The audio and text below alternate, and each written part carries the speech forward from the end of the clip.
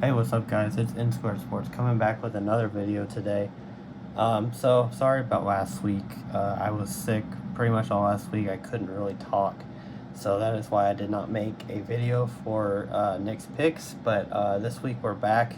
So week 7, you can probably guess the teams I had. There wasn't really a whole lot of mix-up between the teams, but we're just gonna go into week 8 and talk about week 8. So, and the reason I'm doing it posting this on a Monday and not a Tuesday is because the Monday night game tonight is not important. It's the Steelers and the Dolphins, and neither of them, I don't think, have a chance to be in a top 10 just because they're bad this year, both of them. The Steelers possibly could, but I kind of doubt it. So, especially for this week, they're not going to be in it, regardless of what happens tonight. So I'm just going to go ahead and get this video out today instead of wait till tomorrow to do it. I'm going to have 3 honorable mentions. So I'm just going to start at number 13. I have Kansas City. They are 5-3. Lost on Sunday Night Football last night without Patrick Mahomes. And that's part of the reason I put them at 13. I think by the end of the year, they'll be in probably the top 5. But just right now, their defense didn't look great. They allowed 31 points. Their offense really played pretty well for not having Patrick Mahomes there. So I was impressed the way they played without Patrick Mahomes. But for right now, if Matt Moore kept starting for them, they wouldn't. They probably would still win their division just because it's a pretty bad division this year. But so I don't have them in the top 10 right now, but I think they will be. So a number 12 just outside the top 10. I have the Cowboys. Just they didn't play last week. They had a bye, but they're 4-3. They haven't played well against the good teams so far. They beat the Eagles, which is impressive, but I still need to see them play other teams because they've really only faced the Eagles and beat them as a good team. So I still see more from them. At number 9, I have the Bills. They lost really bad to the Philadelphia Eagles this last Sunday. They're 5-2 still. They still have a great defense, even allowing 31 points. I think they allowed to the Eagles. They still have a good team and a good defense. Their offense concerns me with Josh Allen for sure. He's not the most accurate passer in the world. He can run. There's talks today about the Bills wanting to trade for Melvin Gordon. That would be interesting to bring Melvin Gordon to a place that needs a running back that they don't really have. They have a young rookie running back. He's decent, but Melvin Gordon would be a great addition to their running game. But in the end, it's going to be Josh Allen. Can he throw the ball and make plays in big spots? I don't think so, so that's why I dropped them down a little bit to number 9. At number 8, I have the Minnesota Vikings. Now, this team, I wanted to put a lot lower, but I can't when their record's 6-2. They just have too good of a record to put lower, but I just don't trust them. They're very inconsistent. They beat the Redskins 19-9 on Thursday Night Football. That's not convincing, especially with the Redskins and how bad of a team just overall they are. I mean, they beat them, yeah, but they didn't beat them. They just kind of, we're just going to manage the game and just barely squeak by. That's what they did. They didn't go out and beat them. So I have them at number 8. I have the Panthers at number 7. They are 4-3. They just got obliterated last week by the 49ers. It was 51-13, I believe. But I don't take a lot in this game. I think the 49ers, they're at home. They have an outstanding defense, probably the best. No, second best. Patriots are definitely better on defense, but the 49ers are so good on defense. So I don't take a lot from this game. Yes, the Panthers were coming off a bye. You're supposed to play better off a bye, and they just got crushed. I mean, their starters got pulled the last, half of the fourth quarter, a little bit longer than that, but they just gave up.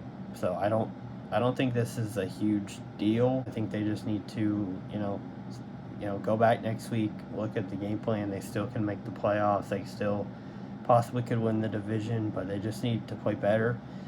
And when blowout losses happen, I don't always take it super seriously, just because when a team starts scoring a lot, on you, then you tend to kind of give up. And so, like, in the first quarter, it was 21-0, I think, something like that. And I think at that point they're just like, we give up, like we can't come back. So that's why I don't think blowouts are as huge of a deal. They're still a big deal, but because you gave it up in the first quarter. But I don't take a whole lot of stock in this. I still think the Panthers are a really good team, and I think they probably will make the playoffs. So at number 6, I have the Indianapolis Colts at 5-2. I have them here because they're in the Texans division, and I am a lot lower on the Texans now than I was, and I think they'll end up winning this division. And even though Jacoby Brissett is limited, he's still very good. I saw a stat that the Patriots' 3 quarterbacks they used to have with Jacoby Brissett, Jimmy Garoppolo, and Tom Brady are 20-2 so far this year. They're on 3 different teams, of course, but that's a crazy stat. So Jacoby Brissett is still a really good quarterback. He didn't have the best game. They barely escaped a win over Denver. They won. It wasn't really a pretty game, but they still won. I think their running game is really good, and their defense is outstanding, and their offensive line is great. It's just, can Jacoby Brissett put the ball in his receiver's hands when he needs to?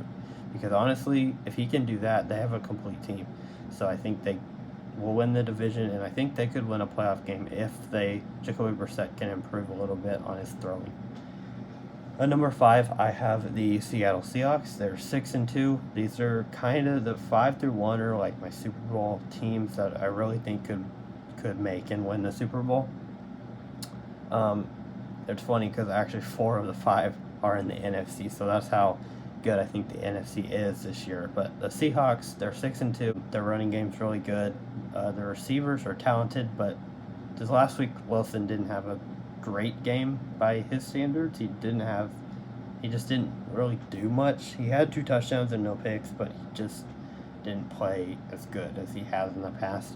He's still a very good quarterback, one of the best.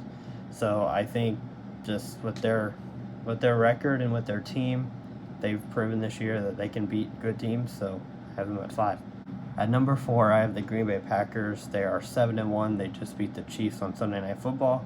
But I will say it was not an impressive win because they barely squeaked it out with a backup quarterback on the Chiefs and a bad defense for the Chiefs. They still won.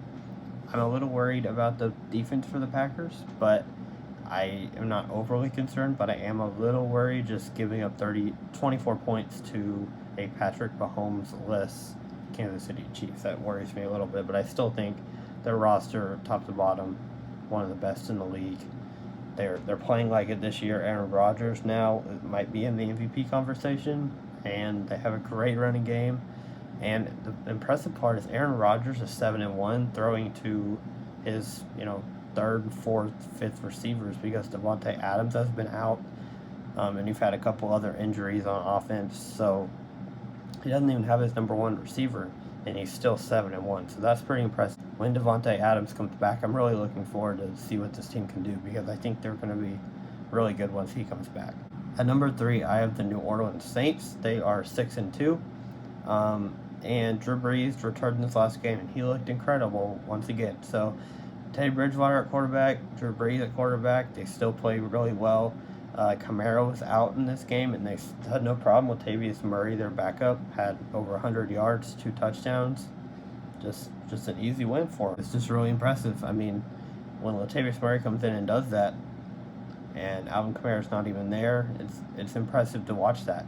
Michael Thomas is great still. Their defense is still really good. Offensive line is still good. Drew Brees is still good. So I think I have to put them up here because they seem like a Super Bowl team to me right now. At number 2, I have the San Francisco 49ers. They're 8-0. Just wallop the Carolina Panthers, like I said earlier. I have to put them here because their defense is just outstanding. I mean, on a regular year, their defense would be the best in the league by far, just because of their production so far. Their defense has won them games. Now, I will say Jimmy Garoppolo has looked good, but he is not super, super impressive. And I think even though he has had the Bill Belichick coaching staff and Bill Belichick coaching him, he still lacks a little bit of I think, what a superstar quarterback needs to win a Super Bowl, so that worries me a little bit. The receivers are good. I wouldn't say they're great, but they do have decent receivers. Their running game is really good with Tevin Coleman rising. I think Matt Breida. I think both of them are really good and a good two-headed monster in the backfield.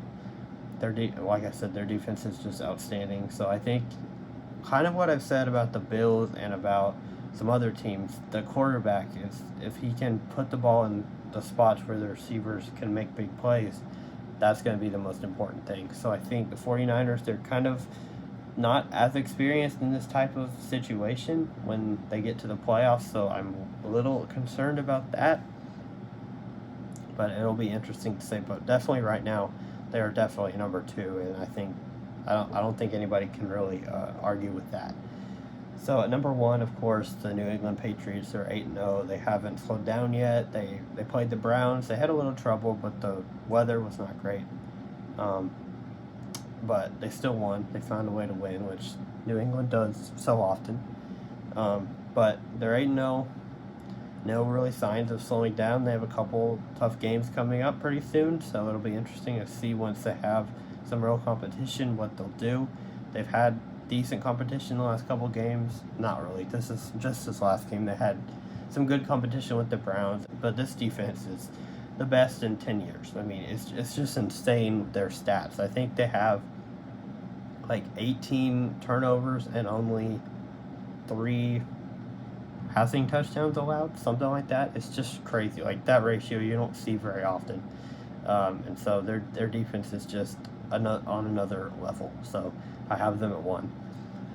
So that is it for this video. Nick's picks week 8. Look for week 9 when it comes. It'll be probably on Tuesday next week. Look for some NBA content coming out. The NBA has started, and there's already interesting storylines, so possibly look out for that in the near future. Like and subscribe, and I'll see you guys next time.